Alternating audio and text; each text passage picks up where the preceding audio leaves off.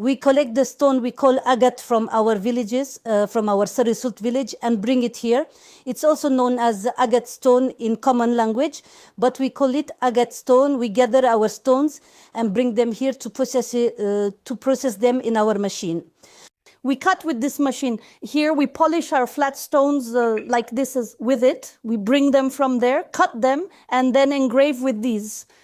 We bring them here with our molds in this shape. We cut it with our machine. From these lines, we cut them with machines and they shine for a week. They become polished. Yes, we polish them, and this time after cutting, we do the drilling. It comes out of our machine, we polish it from there, we do the drilling here, we bring it here, and it becomes rada. This time we have our course with them.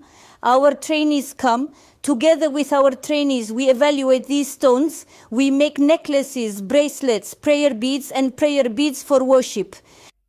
We make everything ready.